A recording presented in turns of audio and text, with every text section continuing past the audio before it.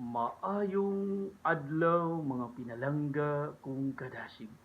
Niya na pud kita ni ngatong tulumanon pagkaon sa kalag. Di ang kasulatan nagingon sa Mateo kapitulo 4 bersikulo 4. Si Jesus mitubag ang tao dili mabuhi sa pan lamang, kundili sa matag pulong nga isulti sa Dios. Nining adlaw mga pinalanggan kadasig nining adlawng Domingo, Pitsa 26 sa bulan sa Enero 2025. Sa pagpadayon nato mga pinalanggang kadasig, magampo una kita alang sa panalangin sa Ginoo. Sa ngalan sa Amahan, sa Anak, sa Espiritu Santo. Amen. Amo lang itong Amahan, maing adlaw Ginoong Dios. Salamat kay Ginoo sa tibok simana nga imong gihatag kanamo. Salamat Ginoo sa kalig-on nga bisan sa mga pagsulay nga gihatag sa panuway. Ikaw ang naghatag kalig-on Ginoo sa pagtabang kanamo. Sa kanunay wala mo kami buhii Ginoo. Nining adlaw Domingo Ginoo, nining akong tulumanon nga gihatag alang kanimo sa pagdayeg ug sa akong mga kaigsuonan, mga pinalanggang kadasig nining pagkaon sa kalag, pinagi sa social media account. Salamat Ginoo sa imong gugma nga way katapusan. Panalangini Amahan ang mga pulo nga mogawas sa akong baba, mga gikan nga nasa imong mensahe Ginoo. Diha pinagi sa balaang kasulatan. Gidayeg na kung tanan, gihimaya pagbalik nga na kanimo sa bugtong mong anak nga si Jesucristo, among manluluwas. Amen. Sa ngalan sa Amahan, sa Anak, sa Espiritu Santo. Amen.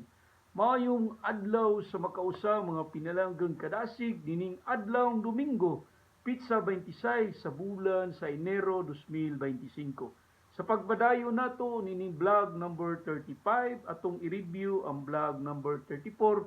Din gibasa nato nini ni atong January 18, 2025. So mga 8 days tang wala ka-upload pinalagang kadasig. Gumikan sa mga kakulian sa mga butang. Gani pasalamat ta nga adunay nihimo or ni pahulam sa instrumento sa atong cellphone. Mao ni nakagamit ta pinalanggang kadasig. Kay kini nga atong kawad-on sa panginabuhi, dili nato matag-an ang mga butang nga unsa ang atong pagabuhaton.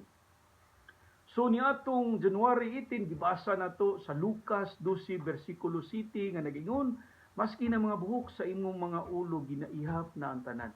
Ayaw kahadlok, mas palangga ka pa kaysa mga langgam nga naglupad-lupad. Niya na pinalanggang kadasig. Karon nining vlog number 35, pagabasahon na to ang maong basahon diha sa New Testament gyapon sa bag-ong tugon. Sa basahon ni Juan,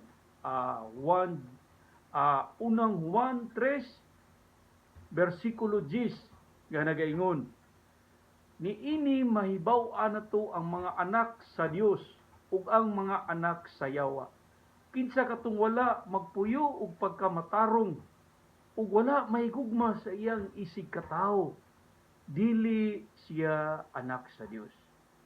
Mga pinalanggang kadasig kining basahon karon sa New Testament sa unang Juan kapitulo 3 bersikulo 10. Nagpahimangno og unsay kalainan sa mga anak sa yawa ug ang mga anak sa Dios. Gani mga pinalanggang kadasig sa atong mga pipila ka mga vlogs nang gihimo nato sukad ni atong March last year. So mag 1 year na ta this coming March. Kini pagkaon sa kalag namugna tungod sa pagdaig pagpasalamat sa Ginoo. Mao ni ang katundanan nato nga mga anak sa Dios, mga Kristohanon, nga magmatngon ta, magpuyo ug pagkamatarong ug ang pinaka-importante, mahadlokon sa Dios. Karon pinalanggang kadasig gibasihan nato ang kalainan sa mga anak sa Dios ug anak sa yawa. Kinsa katong wala naghatag og importansya siyang isig katao, dili siya anak sa Dios. Mao ni mga anak sa yawa, anak ni Lucifer. Gani pinalanggang kadasig niaging mga simana January 17, dakong pagsulay nga nidangat ngani sa pamilya sa kumpares. Ang iyang iyaan giatake og stroke, high blood. So grabe kalisod ang kinabuhi ug wa di kay kwarta in taon pinalanggang kadasig. Kanang wala kay preparasyon alang sa imong kaugalingon. Mao to laktod nga pagkaistorya, pipila ka mga adlaw ang atong paginabuhian nawala gyud gumikan kay ato mang gitabang sa atong isig katao. Paglihok sa mga hikay sa ospital, tanan nga mga lakon nga mga tao nga pwedeng maduulan gumikan sa maong krisis sa kinabuhi. Sa maong hospital diha sa Provincial Galyares. Salamat sa mga tao nga nihimong instrumento sa Dios. Kaninyong tanan nga mga staff diha sa emergency, sa tanang mga tao diha trabahante sa ospital, saludo ko sa inyong pagserbisyo, mga pinalanggang kadasig. Niya na masukod ang atong pagmahal sa atong isikataw. Morning atong gibasa karon in vlog 35 sa unang Juan 3:10. Ang kalainan sa mga anak sa yawag, anak sa Dios. Kitsa tong wala mahigugma sa iyang isikataw. Ug wala magpuyog pagkamatarong, dili siya anak sa Ginoo. Mao na atong isulsol sa atong utok ug kasing-kasing mga pinalanggang kadasig. Mo ni alang sa kong mga kaigsuonan nga nagyapon sa kangitngit karon, mata nga bisyo. Lawas nun nga grabe ka upir sa yawanon nga mga buhat. Bisyo dito sa pakigrelasyon, masig nanay pamilya, nanay kapikas, apan moadto gyapon sa maong pakikilawas. Mo nang aduna na ganitay pamilya, fokus ta sa atong bana, sa atong asawa, mga anak. Diha malipay ang Ginoo nato sa atong pagkaamahan o pagkainahan. Kay ang yawa muupir ang tanang matang iupir sa yawa. Ang pakigilawas, sugal, bisyo, drugs, tanan mga kalibutanon nga butang pinalanggan kadasig. Timan inga sa entrada nato sa basahon sa Mateo, gitintal ang Ginoo diha sa disyerto 40 ka adlaw. Mao nang kita questionon ta, wa gitay rason nga di ta tintalon sa yawa. O ni pinalanggang kadasig ang naghatag pagsulay sa tao ang yawa man. Yawa may naghatag mo ng interpretation to ang Ginoo mohatag dili. Ang Ginoo mutabang sa pagpalig-on sa tao. Aron sa ingon ni ana, makaya sa tao ang mong pagsulay nga gihatag sa yawa. Basta dili lang kapat yun sa yawa. Nakahibaw mo mong pinalanggang kadasig.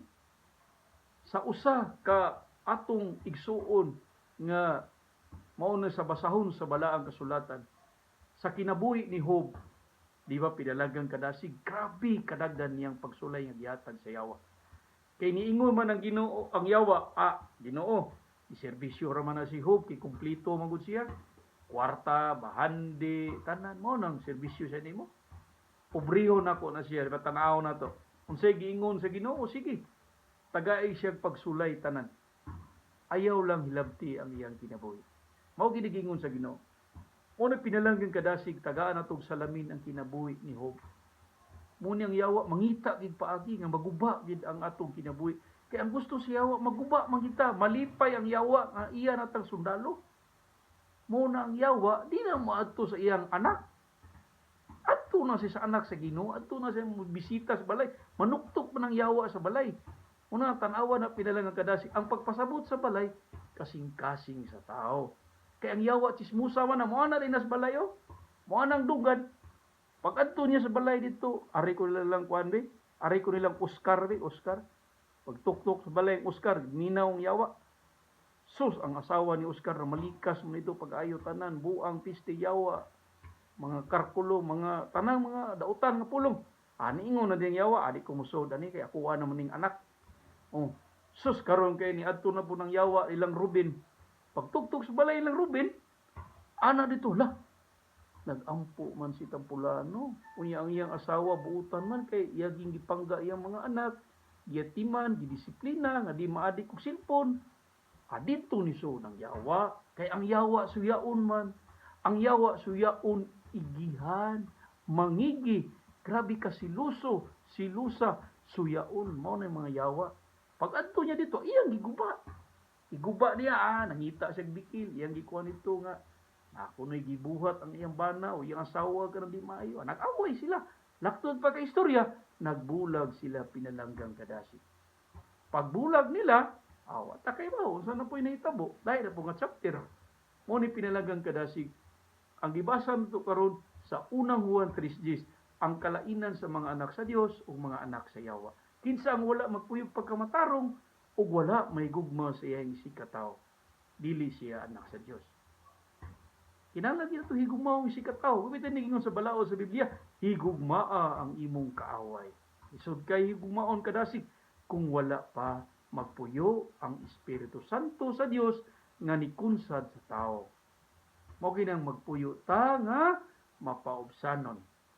Hinaot po unta pinalanggang kadasig. Kining gabay umabo nga vlog nato karon sa vlog 35 makadugang sa atong espirituhanon nga panginahanglan. Hinaot po unta pinalanggang kadasig dining adlaw Domingo nakasimba kita uban sa atong pamilya. Nagpasalamat ta sa balay alampuanan ug unsa ang mga tradisyon nga gihimo nato matag Domingo. Manang ibalik nato ang pagdaig paghimaya kaniya. Kinama na sa unang Korinto 10:31, unsa may buhaton nimo maglingkod ka, mukaon, matulog, magsilpon o unsa diha ihalad sa Ginoo. Natay mga problema ihalad sa Ginoo tanan. Speaking of problema, buhi pa ta di gina mao ang problema. Basta magpuyo lang ta og pagka matarong. Maningkamo ta. Dinihos nga pag ginabuhi, mas maayo unsay atong linya sa atong trabaho o kinabuhi karon. Hinaot pa pidalagang kadasig, padayon ta alang sa mga supporters ning Facebook o YouTube account. Salamat sa pag-like, tan-aw sa video, i-continue, i-share and follow.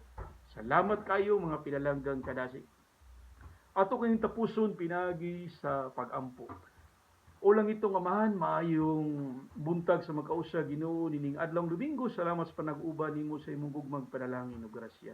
Salamat kay Ginoo nining pagsaulog sa Domingo, sa pagsimba sa imong balay alampuanan uban sa tatagsa ka mga pamilya namo. Gihalad, gidahay ka namo Ginoo mitras buhi pa kami ni